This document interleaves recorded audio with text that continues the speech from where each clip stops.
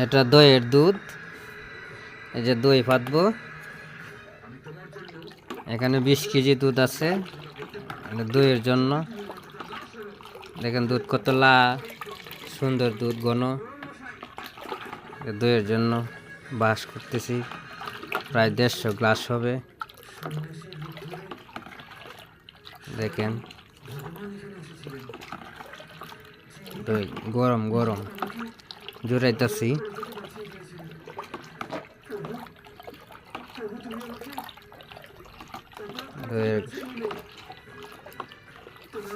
দইয়ের দুধ 20 কেজি দুধ আছে,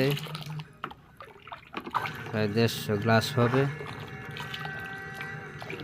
একটি অনুষ্ঠানের জন্য, শীতের দিন দই খাওয়াবো।